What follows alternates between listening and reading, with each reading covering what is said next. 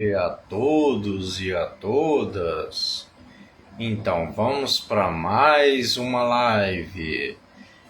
E nessa live eu quero tirar algumas dúvidas sobre o Livro dos Espíritos, né? O Livro dos Espíritos é o livro básico, né, do Espiritismo, e eu quero tirar algumas dúvidas, né?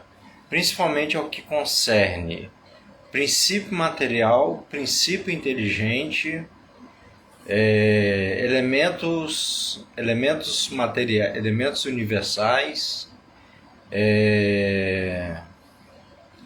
que é Deus, né? Causa primária de todas as coisas, e algumas fluido cósmico universal e fluidos elétricos, fluidos animáculos, entendeu?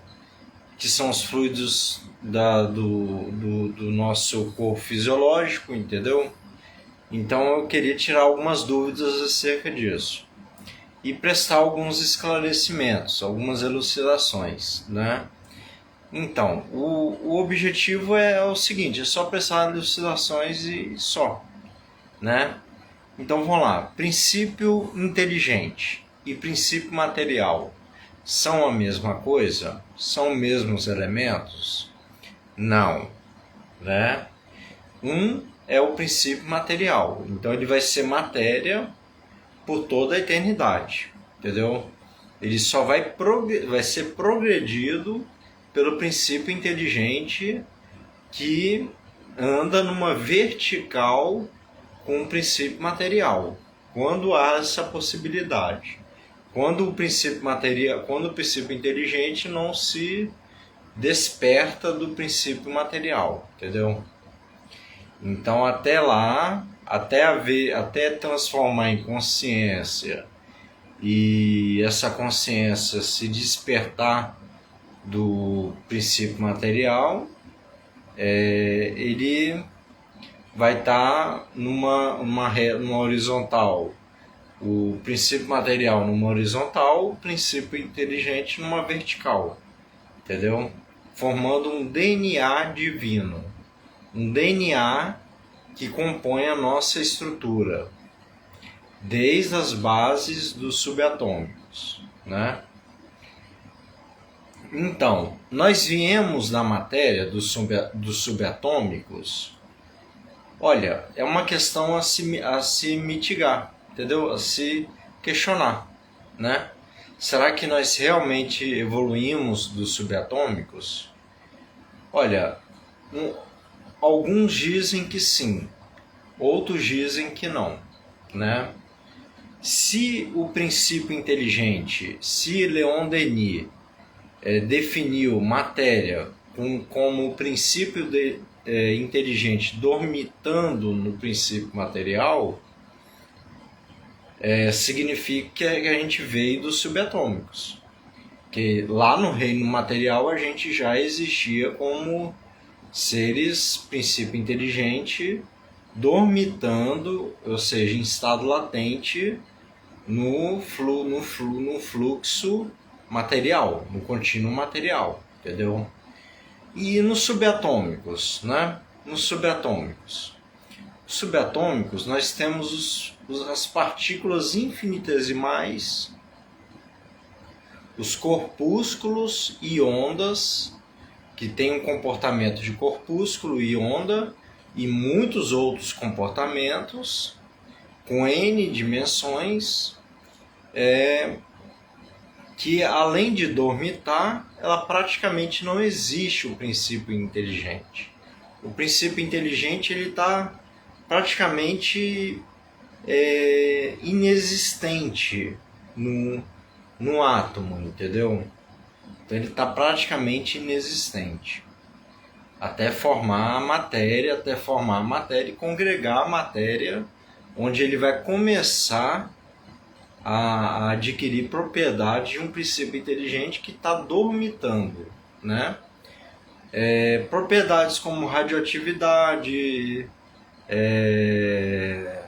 raio-x, radioatividade, raios gamas, quarto estado, Isso aí são propriedades que tem a ver com o princípio inteligente e que tem a ver com o princípio material também, né? Ou seja, são deslocamentos entre princípio inteligente e princípio material, sempre andando numa sinfonia, né? Sempre numa sinfonia, né? Então, a fisicalidade, ela teria que estudar muito no materialismo para entender essa questão do princípio inteligente atuando no princípio material, com o princípio material, entendeu? Porque determinados componentes têm uma atuação diferente, capacitores têm uma atuação diferente. Então isso certamente não é o acaso, entendeu? Não é uma probabilística estatística, entendeu? Isso aí tem uma causalidade que é uma consonância entre princípio inteligente e princípio material. Só que o princípio inteligente ele tem uma dormitação, enquanto o princípio material ele está mais ativo, entendeu? Enquanto um dormita, o outro está mais ativo. Quando o princípio inteligente passa a eclodir, vamos botar assim, aí a gente tem as plantas, os vegetais dos fundos dos oceanos, as algas, as mônadas, as amebas, todos os tipos o protoplasma, né? Todos os tipos de vida que já está estagiando entre o reino mineral e o reino vegetal, né? Então é isso aí. Então isso vai estagiando até o reino animal e do reino animal até o reino hominal e do reino hominal até o reino angelical e daí para cima, né? Então é isso aí. Se a gente for pensar também nos animáculos que dão vida, porque teve um autor que ele fez um mapeamento dos animáculos, ele chamou de animáculos selvagens, instintivos. Animáculos instintivos, entendeu? A medicina chinesa vai chamar de Qi, né? Se esse Qi ele está composto em canais que vão desde das candeias dos rins até as percepções do Chen, né, do coração, do canal do coração, porque a cabeça não está inclusa na medicina clássica chinesa, né? A cabeça é tida como coração, tudo é tido até o coração, entendeu? Fechando um círculo, esse círculo ele forma tipo um decaimento que vai fomentar um crescimento, que vai fomentar um decaimento, vai fomentar um crescimento em ciclos, né? Isso aí é a medicina clássica chinesa, entendeu? Então, por exemplo, se eu não me engano, René Descartes, ele escreveu sobre os animáculos instintivos.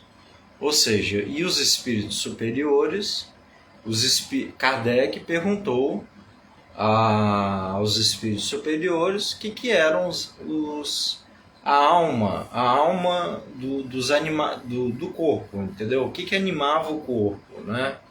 Se esses movimentos, acerca dos movimentos involuntários, acerca dos movimentos involuntários, movimentos voluntários, acerca do parasimpático, do simpático, do ventral, entendeu? É lógico que sem essas terminologias, né? E a resposta foi simples. A alma não se divide, ela apenas se subdivide em fluidos. Ela coordena os fluidos que habitam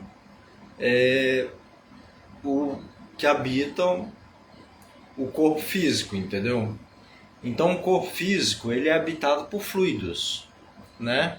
Fluido elétrico, fluido eletromagnético, fluido magnético,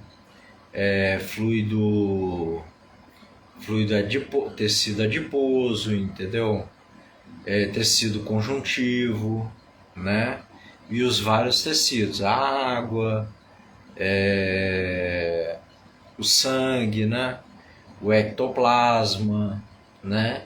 Então tem vários fluidos que o espírito, adquirindo do fluido, propriedades do fluido cósmico universal, ele filtra nos reservatórios do espírito e transforma pela mente em fluidos como numa impressora. Você tem a tinta básica, né?